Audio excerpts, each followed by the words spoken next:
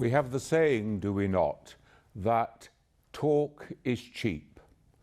Talk very often can just be empty words and empty promises. Real faith isn't just talk. It's putting into action that which we say, that which we believe. And so when Imam Hussain responds in faith to the call of God, he responds not just with words, but with total commitment, with total action. When he leaves Mecca and goes out into the desert, he takes everything with him. Everything, of course, is his entire family, his children, his entire posterity, those who will succeed him, those who are to be the next generation in the Ahlul Bayt. Everything is staked in faith upon trusting God. And in this way, we see that total commitment, that commitment which requires everything. Now, the first time that we go into a strange country or a strange situation, everything is new and different because we really don't know what to expect. But after some time away, when we go back again, then we know what awaits us. That's when it takes real courage, because then we know what we're going into. Now, Imam Hussain knows what he's going into because he's already had that insight, that vision at the tomb of the Prophet in Medina. He knows that he is called to martyrdom. He knows that his children will either die with him or they will be taken into captivity. And therefore, he knows what awaits him. He goes forward into the desert with eyes wide open. There is no doubt, there is no question in his mind. When we think in this way of total commitment, we think of that story which is also repeated both in Bible and in Quran, the story of the sacrifice of Abraham, when Abraham needs to commit himself totally in trust to God. If we just think about that story for a moment, Abraham has waited so long for a son. The son is to be his posterity. It is to be the future of his family, of his inheritance. And yet he is called by God to sacrifice his son. And what's more, the Quran tells us that he is told by God to tell his son Ismail, this is what God requires. Now, Ismail, of course, is also a prophet of God. Therefore, his life is lived in total submission, in total surrender to God. I am not the author of my life, he says. God is the author of my life. Who am I to tell God when I should die? And so we see the two of them going forward into the desert, going forward to the place where the sacrifice is to be performed. Both of them with eyes wide open, in total faith and trust in God. We know that they submit themselves totally in prayer, in prostration before God. And then, as Ibrahim rises and is about to perform the act, he is stopped by the voice of the angel. You are not to go through with this sacrifice. Instead, you're to sacrifice the ram. But the commitment was total into the hands of God. And in the same way, we see that Imam Hussain makes total commitment, total faith, expressed in words, expressed in actions, expressed in the totality of his life, committed into the service of God, that he goes forward with his posterity. What kind of a request can this be from God? That not only is his life sacrificed, but also the life of his children, who will either die as martyrs or who will be taken into captivity. Such an enormous price that must be paid. Why could it be? What could demand such a price? We know that when someone is really ill with cancer, the only hope to try to save their life is to give them this most severe of treatment, the chemotherapy, which totally challenges their whole life.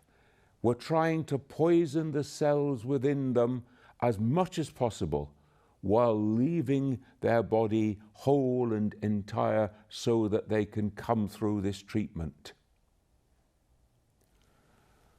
Only such a treatment, only such an illness could require such a severe treatment.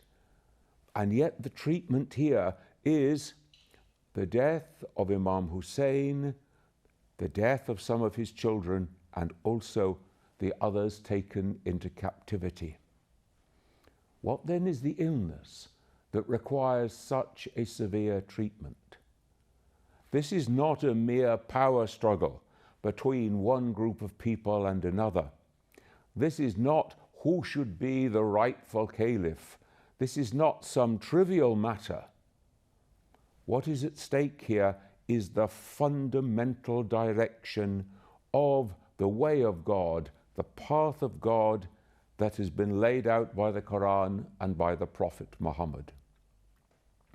Because we are on the verge here of seeing a distortion of that fundamental teaching and way of God, which will lead away from the direction in which it will lead to paradise, and it will lead off somewhere else.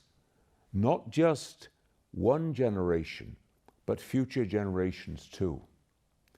So Imam Hussain is called here to put down a marker with such strength and with such clarity that it will be a marker to the truth, to the way of life required by God into the future for all generations. Islam is at stake, the way of God is at stake, the path that leads through this life to human flourishing and also to paradise. This is what's at stake. And therefore, this awesome price must be paid.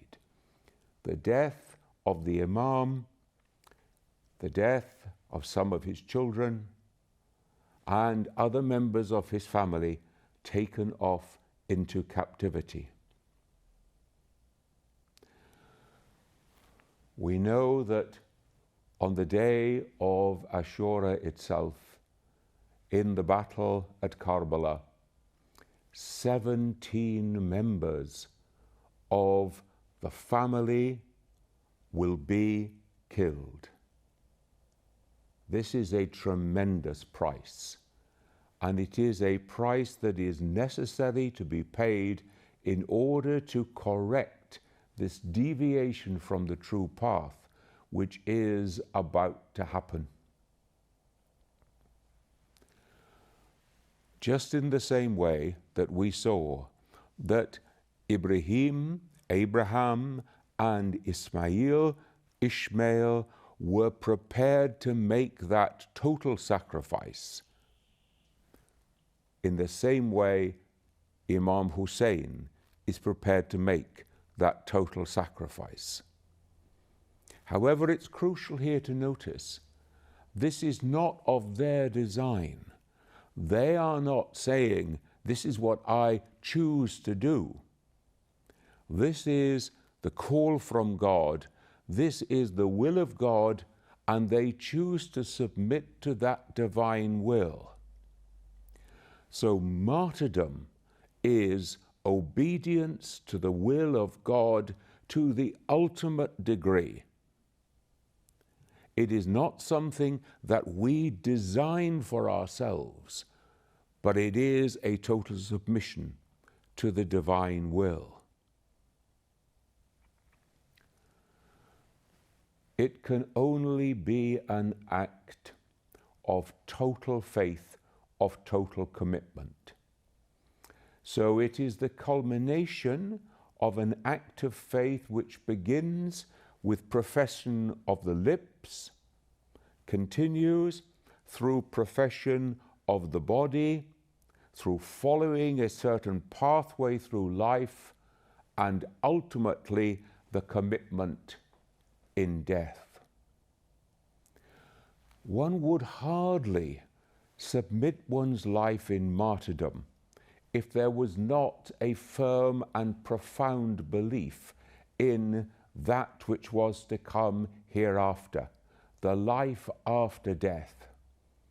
So we see this faith of Imam Hussain not just being expressed in life and in death, but also carrying on into a commitment. God will not forsake me. God will vindicate me. God will call me into that divine embrace that we call paradise, that the people of paradise shall live near to God, in the presence of God. And that shall be a life of pure bliss because of that closeness to God, that infinite attraction to go ever deeper into divine wisdom, into love, into closeness to God. This is the goal for which Imam Hussain is finally prepared to devote his life. He is sacrificing his life for the message of Islam. He is sacrificing his life for taking people toward the goal of the life hereafter. But he is also establishing in the clearest way possible, marking out the very pathway toward paradise, which is his responsibility as the Imam, as the living member of the Ahl al-Bayt at this time. So to understand the whole story of Karbala, we need to see it in this whole gesture of profound faith in action. We're constantly reminded of that hadith of the two most precious things, the Quran and the Ahl al-Bayt. Never shall they separate until they reach me in paradise. Now, that demand of the Ahl al-Bayt is an ongoing process. The Quran has come, it is there, but it requires in each generation the commitment of the Ahl al-Bayt to keep on that firm and straight path. And if we think of the two rails of a railway track, they must not diverge by 1 millimeter. If they move off by 1 millimeter, then it becomes a centimeter, then eventually it becomes a meter, and long before that, the whole track is lost. The way to paradise is lost. The train, as it were, cannot move. So the commitment is total and is ongoing. The Quran is there, but it is the duty of the Ahl al-Bayt in each generation until the end of time to keep that rail dead straight and leading to paradise.